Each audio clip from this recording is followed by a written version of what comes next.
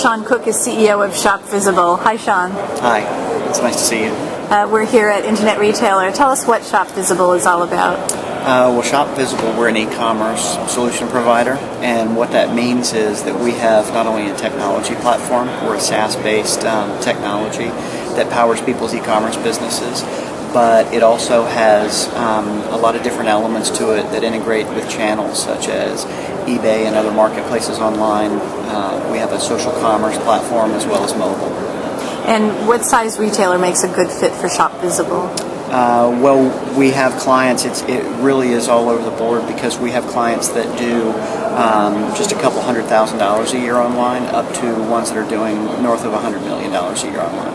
Okay. It really just depends on the needs of the business and the types of sellers that are on the platform.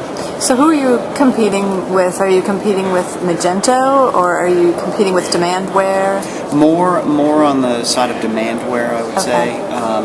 We certainly come up against Magento, because Magento, there's a lot of companies that will start a business on Magento, and then we find that they outgrow it, or they find that they don't want to be in the technology business, that they want someone else to be continually innovating and adding new features and functionality, which is what we're really good at.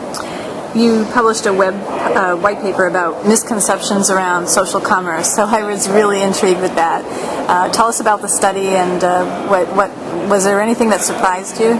Sure. Well, basically, we saw probably 2 years ago, when we created an extension of our platform that enabled our clients to push products into their Facebook pages, and their customers then could click through and come back to their primary e-commerce site.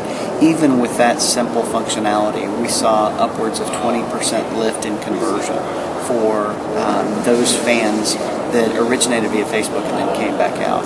So that clearly is a compelling story to say, what if we created complete immersive environments all fully within Facebook? So that's what we did. We enabled our entire enterprise level platform within that context. And so what we recently did was we wrote this white paper that we're releasing now, which talks about how social commerce is not just one thing. A lot of different people, the misconceptions they have is that it's one sliver. It's either putting a promotion out there on Facebook to give somebody a discount, or it is group buying, or asking your friends to rate or review things.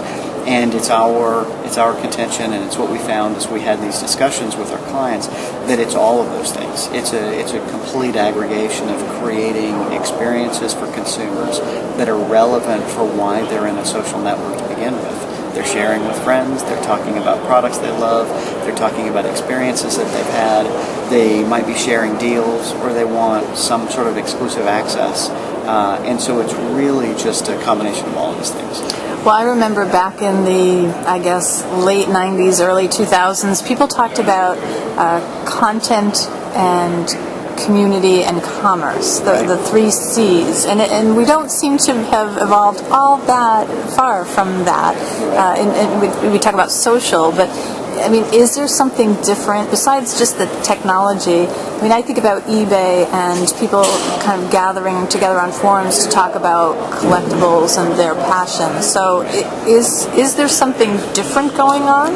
Well, it's interesting that you say that, because I think that those are just fundamental truths. When you think about people will find a way to share and connect and collaborate and talk about things, and I think this is just the latest evolution of how the technology enables that.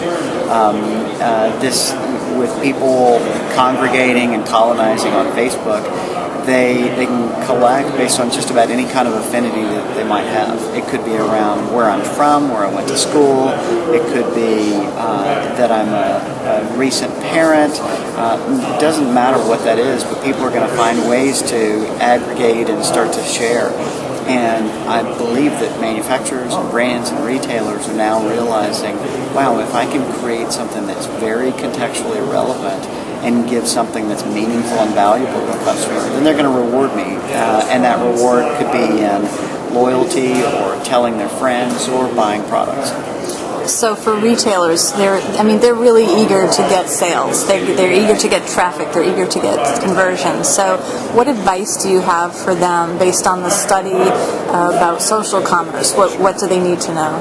Well, I would make sure that you've got the right kind of technology that will enable the kinds of things that you can think of as a marketer. But I would also say make sure you're creating and putting things out there that are of value to those consumers. Because if you just put a promotion on Facebook, it's interesting and somebody might share it with their friends, but it's kind of one trick. What you really need to do is have something that's in an ongoing way. Let your customers have something that's worth sharing, something that, whether it's access to exclusive products that are only available in that place, or information that may be interesting. If you're selling electronics, talk about how to choose the right TV for you. Those kinds of valuable pieces of information or offers that you give out to your customers, you're going to be rewarded because they're going to share you with their network. And that's where the real power comes. That's the whole thing. So don't just bribe them with a one-time deal. Absolutely. Actually give them content that maybe they can share with people. Consumers will sniff you out if all you're doing is just putting a promo out there. Then you might get them once, but you're not going to get them over and over again because it just becomes noise after a while. Everybody has some kind of promo, and you're training the wrong kind of behavior. So what about Twitter? Do you have any examples of merchants who are doing this right? Any of your clients? Yeah, sure. Well, we have clients that use our integration with both Facebook and with Twitter as not only a vehicle to drive customer acquisition, but also to drive client satisfaction, customer support. They'll get questions or maybe even favorable comments or negative comments about products, and they use it as a mechanism to talk back and forth. And people really like to be heard, and they like it. It's been surprising how favorable the reaction is when we see our clients talk back to their customers and give them information when they ask about it. It changes the dynamic completely. You can go from someone having a horrible customer experience, maybe they got a product that was broken or didn't get as many things as they ordered in the box, but when they're communicated to directly, they just light up, and it turns that into a real positive experience. It seems like that Twitter is a better platform for doing that than Facebook. Do you see any of those kinds of conversations taking place on Facebook too? I see those too. I see in both places. Twitter obviously has some limitations in terms of how much dialogue you can have, but we see customers that use Facebook as a mechanism to answer frequently asked questions and to say, hey, you know what, we've got this shirt and it runs small, and we've heard other customers say that, so hey, be aware of that. Mm-hmm. Well, there's a lot of talk about social, but there are other things on retailers' minds. What are you hearing from them? What are their biggest challenges? The big challenges are really creating efficiencies, particularly when you've got a business that's growing or you have ambitions to grow it rapidly. If you're spending your time wrestling with multiple different technologies and you're having to log into 10 different systems to try and reconcile them or run your business, then you're not focused on growing your business. And that's a common theme that we hear over and over again is, I don't need 10 systems, I need one that can help me manage my business. And what about Google? Everybody talks about the challenge of providing a product feed to Google that will get their products exposure. Do you have any advice, or do you see any trends? Do you think Google is getting better at it? Is it more challenging for retailers?